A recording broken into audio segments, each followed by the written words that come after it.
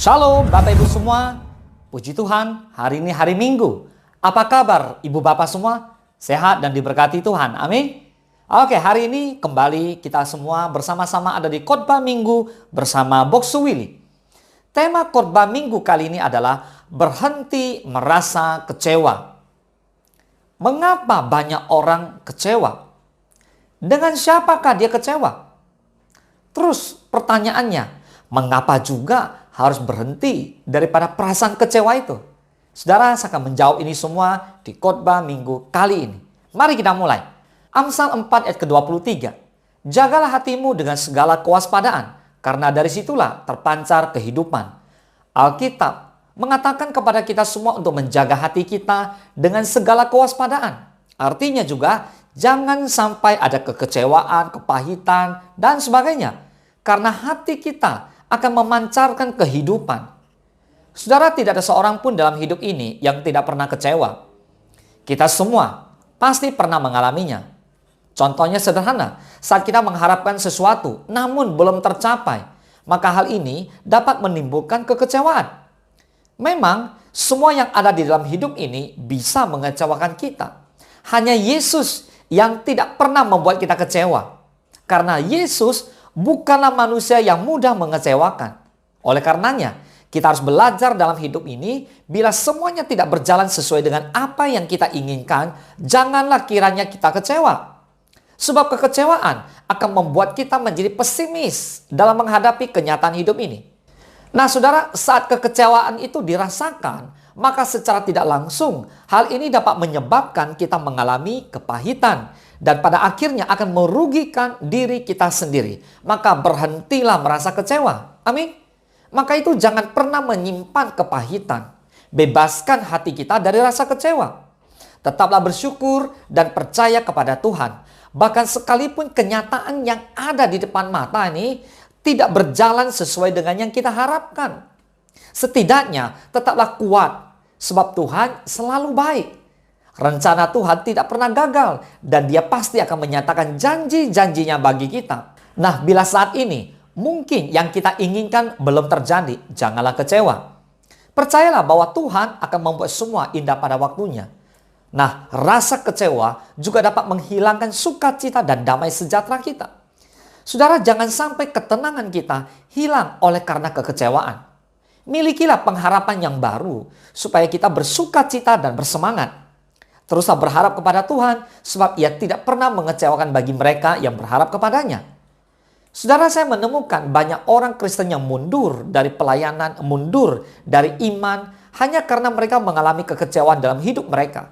Mereka kecewa terhadap saudara seiman, pemimpin rohani, bahkan kecewa kepada Tuhan.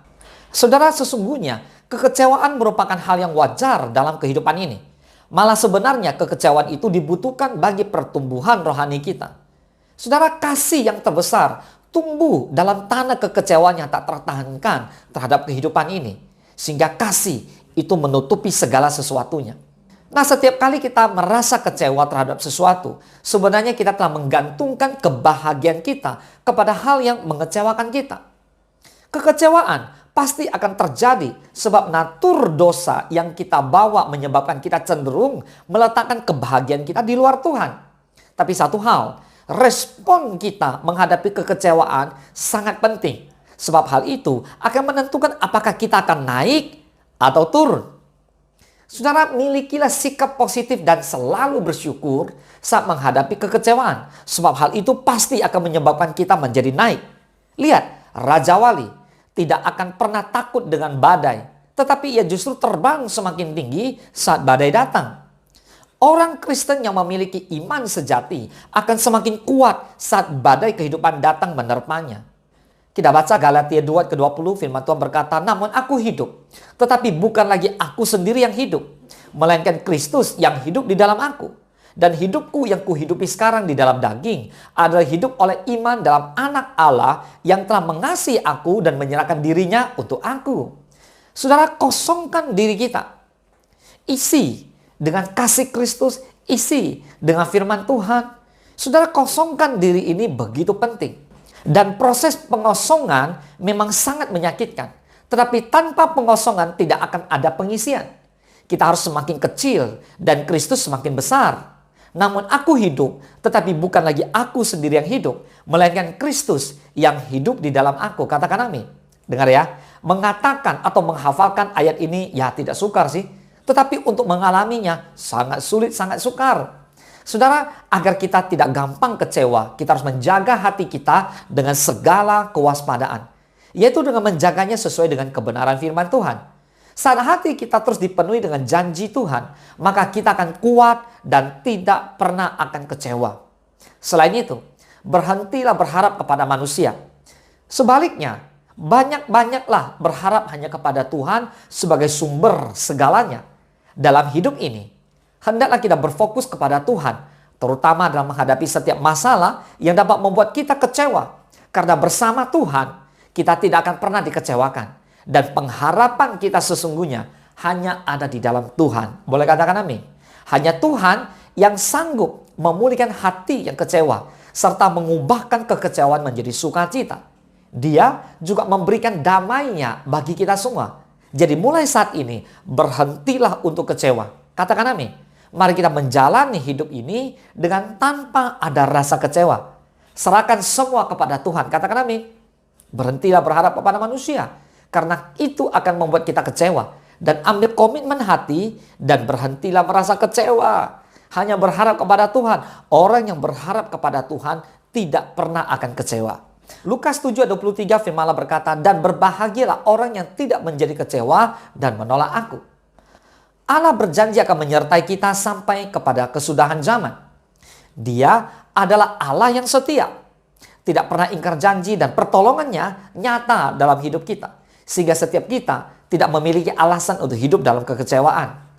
Kekecewaan yang semula kecil, jika kita biarkan, maka dia akan berkembang semakin besar, semakin besar. Dimulai dari kecewa terhadap seseorang, menjadi kecewa terhadap sebuah komunitas. Sampai akhirnya kita kecewa dengan Tuhan. Jika sudah demikian, tidak ada lagi yang dapat kita persalahkan. Membuat kita kecewa dengan diri sendiri. Hal ini akan mengakibatkan penolakan terhadap hidup ini. Karena merasa tidak berarti. Nah, kondisi ini dimanfaatkan oleh iblis untuk memprovokasi kita. Agar kita terus kecewa dan sampai akhirnya menjadi akar pahit dan menimbulkan yang namanya penyakit. Penyakit yang demikian tidak akan dapat disembuhkan oleh pengobatan medis. Tetapi hanya bisa melalui yang namanya pengampunan. Katakan pengampunan. Amin. Nah, dalam kondisi menderita karena penyakit sebagai akibat dari kekecewaan kita, iblis mulai berbisik kepada kita bahwa satu-satunya jalan untuk mengakhiri semuanya adalah dengan bunuh diri. Hal ini membuktikan betapa berbahayanya kekecewaan itu kalau kekecewaan itu kamu tetap pelihara dalam kehidupan kamu. Sebab itu jangan biarkan hati kita dipenuhi dengan perasaan kecewa. Karena kita memiliki Tuhan yang tidak pernah mengecewakan kita. Boleh katakan amin? Saudara, iblis selalu mencari celah untuk dapat membuat kita merasa kecewa. Sebab itu, jangan beri kesempatan dan tempat kepada iblis untuk mempengaruhi kita lewat setiap persoalan yang kita hadapi. Sehingga hati kita tidak menjadi kecewa. Jangan membiarkan hati kita kecewa hanya karena sebuah masalah. Saudara, Tuhan tidak pernah sekalipun mengecewakan kita. Walau terkadang kita nih yang selalu berbuat sesuatu yang mengecewakan Tuhan. Itu sebabnya ada sebuah pujian mengatakan tak pernah kecewa mengiring Yesus. Dan biarlah pujian ini menjadi pengakuan dalam kehidupan kita apapun yang terjadi. Sebab Yesus adalah pribadi yang selalu menepati setiap janjinya kepada kita. Tuhan Yesus tidak pernah mengecewakan kita. Amin. Di Lukas 7:23 dikatakan, dan berbahagialah orang yang tidak menjadi kecewa dan menolak aku. Saudara, Yesus berkata berbahagialah. Ini bukan sekedar harapan, tetapi Yesus ingin agar kebahagiaan itu menjadi pengalaman hidup secara pribadi setiap anak-anak Tuhan. Siapakah yang dimaksud di sini berbahagia? Alkitab mengatakan bahwa yang berbahagia adalah mereka yang tidak kecewa dan menolak Yesus. Orang yang kecewa dengan Yesus, bahkan sampai kepada keputusan untuk menolak Yesus, akan berakibat fatal dalam hidupnya. Ayo kita renungkan sama-sama firman Tuhan yang tertulis di Markus 6 ayat 1 sampai ayat 5. Kemudian Yesus berangkat dari situ dan tiba di tempat asalnya, sedang murid-muridnya mengikuti dia. Pada hari Sabat, ia mulai mengajar di rumah ibadat dan jemaat yang besar takjub ketika mendengar dia dan mereka berkata, dari mana diperolehnya semuanya itu? Hikmat apa pulakah yang diberikan kepadanya? Dan mujizat-mujizat yang demikian bagaimanakah dapat diadakan oleh tangannya? Bukankah ia ini tukang kayu? Anak Maria, saudara Yakobus, Yoses, Yudas, dan Simon. Dan bukankah saudara-saudaranya yang perempuan ada bersama kita? Lalu mereka kecewa dan menolak dia. Maka Yesus berkata kepada mereka, seorang nabi dihormati di mana-mana, kecuali di tempat asalnya sendiri, di antara kaum keluarganya dan di rumahnya.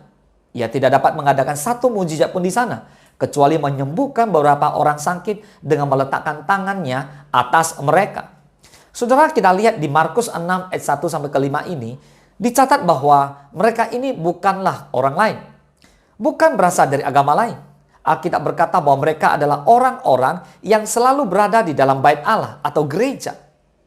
Rasa takjub dan kagum dengan mujizat-mujizat yang Yesus perbuat merupakan hal yang baik. Berada dalam rumah Tuhan dengan kekaguman dan kebanggaan terhadap Yesus, sehingga seringkali kita berkata, sungguh ku bangga Bapa punya Allah seperti Engkau di dalam Yesus. Nah, ini merupakan hal yang membuat Tuhan senang tentunya. Asalkan kita tidak hidup dalam kekecewaan. Lihat di ayat ketiga dikatakan, bukankah ia ini tukang kayu? Anak Maria, saudara Yakobus, Yoses, Yudas, dan Simon. Dan bukankah saudara-saudaranya yang perempuan ada bersama kita? Lalu mereka kecewa dan menolak dia. Lihat, sikap mereka yang seperti inilah yang pada akhirnya membuat mereka kecewa lalu menolak Yesus. Di balik kekaguman dan kebanggaan mereka kepada Yesus yang sanggup melakukan perkara-perkara besar, yaitu mujizat-mujizat kesembuhan bagi orang sakit, kemudian orang mati bahkan dibangkitkan. Nah, tetap tersimpan rasa kecewa karena latar belakang Yesus. Sehingga apa? Mereka akhirnya menolak Yesus.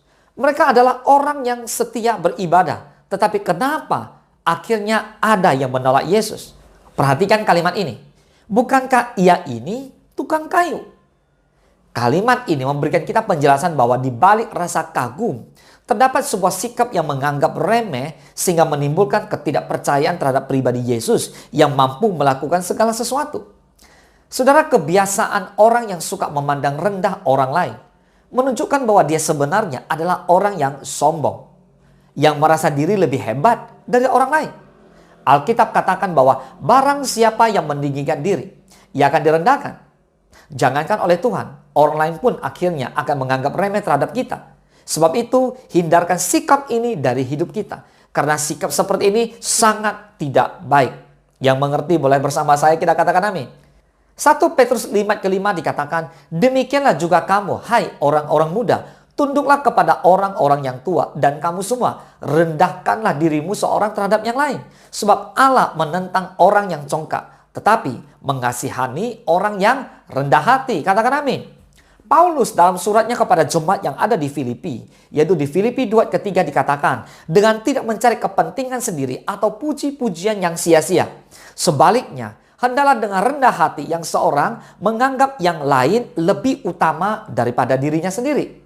Saudara, ini bukanlah berarti kita merasa rendah diri loh ya. Sebab Alkitab juga mengatakan bahwa di hadapan Tuhan, semua manusia sama adanya. Tuhan yang kita sembah adalah Tuhan yang tidak pernah pilih kasih. Jadi orang yang berhasil dibuat iblis kecewa dan yang akhirnya menolak Yesus, bukan saja orang di luar sana, tetapi juga mereka yang berada di dalam bait Allah. Mereka yang rajin beribadah namun menganggap remeh terhadap Yesus. Mereka ini adalah orang-orang yang tidak memiliki pengenalan yang benar terhadap Yesus. Saudara, Yesus adalah Allah. Amin. Yesus adalah Tuhan yang dapat melakukan segala hal yang mustahil dan tidak mungkin bagi manusia. Sebab dia adalah Allah pencipta dunia yang kekuasaannya tidak terbatas. Katakan amin. Itu sebabnya pantaslah kalau kita kagum dan bangga terhadap Yesus. Sikap menganggap remeh dan dilandasi dengan pengenalan akan Yesus yang sempit, di mana mengenal Yesus hanya dalam batas-batas manusiawinya saja, tidak akan bisa memahami serta mengenal dengan sungguh-sungguh siapakah Yesus itu sesungguhnya. Saudara, inilah yang terjadi di dunia. Banyak orang yang tidak mengenal Yesus dalam Tuhannya. Mereka cuma mengenal Tuhan, Yesus pribadi, waktu Yesus menjadi manusia di bumi. So hari ini, Yesus adalah Tuhan yang perkasa, yang sanggup melakukan segala perkara. Saudara, akibat dari anggap remeh, anggap enteng, roh kesombongan, meskipun rajin ke gereja, adalah perasaan kecewa dan penolakan terhadap pribadi Yesus. Yesus berusaha meyakinkan Yohanes dengan menyuruh kepada utusan itu untuk pergi memberitahukan kepada Yohanes segala apa yang mereka dengar tentang Yesus. Sebab hanya Yesus, Allah yang sanggup melakukan semuanya itu. Yesus bukanlah manusia yang memiliki berbagai keterbatasan. Itu sebabnya tidak ada alasan untuk kita menjadi kecewa, apalagi sampai menolak Yesus. Apapun keadaan kita, biarlah kekaguman kita terhadap Yesus akan tetap sama seperti saat segala sesuatu terasa baik-baik saja, karena berkat-berkat yang kita terima darinya. Tetapi dalam kondisi yang sulit pun, kita tetap akan mempunyai kekaguman terhadap Tuhan Yesus. Boleh katakan amin? Amin. Saudara, akibat dari kekecewaan dan penolakan terhadap Yesus, maka di Markus 6 ayat 5a dikatakan ia tidak dapat mengadakan satu mujizat pun di sana. Jangan paksakan Yesus melakukan mujizat untuk kita. Jika dalam hati kita terdapat kebimbangan, keraguan, atau iman kita yang goyah terhadap Yesus. Sebab kita sudah melihat dan mengalami pertolongan Yesus dalam hidup kita. Amin. Harusnya kita katakan kepada Tuhan dengan segenap hati, dengan segenap ketulusan kita, bahwa kita kagum, kita bangga menjadi umat Tuhan yang luar biasa. Untuk itu, saya pribadi, Anda, kita berkomitmen, sekalipun orang lain mundur, aku akan tetap setia. Katakan amin. Berhenti merasa kecewa. Ingat, apa yang tampak mata seringkali membuat kita kecewa dan tawar hati. Ingat, jangan tawar hati. Sesungguhnya Tuhan mau pakai hidupmu dengan luar biasa hari-hari ini.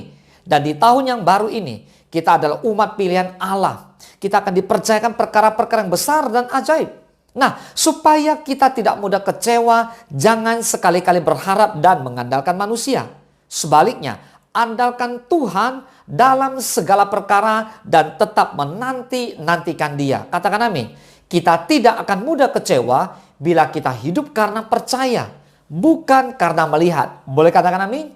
Mari sepakat kita yuk dengan segenap hati katakan, jangan pernah kecewa. Amin. Berhentilah merasa kecewa. Amin. Mari kita bersatu di dalam doa. Bapa di dalam surga, terima kasih Tuhan Yesus buat berkat-Mu hari ini. Sungguh kami boleh diberkati oleh firman Tuhan. Bapa, kami belajar untuk berhenti merasa kecewa. Tuhan, pakai firman-Mu memberkati umat Tuhan yang mengikuti khotbah online bersama Box Willy, yang saat ini ada di rumah-rumah dimanapun mereka berada. Hamba-Mu berdoa secara khusus buat para suami, untuk para istri dan anak-anak. Kami berdoa buat keluarga-keluarga agar hari ini fokus pandangan mereka hanya tertuju kepada Yesus. Mereka hanya mengandalkan Tuhan Yesus. Mereka tidak mengandalkan manusia. Mereka tidak akan kecewa kalau mereka menaruh harapan kepada Yesus. Bapa, kami berdoa, biarlah kami punya iman yang teguh. Kami tetap setia, apapun yang terjadi. Kami percaya Allah turut bekerja dalam segala sesuatu untuk mendatangkan kebaikan bagi kami orang-orang yang percaya kepada Tuhan Yesus Kristus. Terima kasih Bapa, kami mengucap syukur buat minggu yang luar biasa ini. Terima kasih Bapa, terpujilah nama Tuhan. Hanya di dalam nama Tuhan Yesus Kristus kami berdoa dan kami mengucap syukur. Haleluya. Mari Bapak Ibu semua, anak-anak muda yang diberkati firman Tuhan hari ini, bersama-sama kita katakan amin. Berhentilah merasa kecewa. Tetap semangat, tetap hanya mengandalkan Tuhan Yesus Kristus. Selamat hari Minggu. Tuhan Yesus memberkati. Engkau sediakan hidangan di hadapan lawanku. Engkau mengurapi kepalaku dengan minyak baru kebajikan.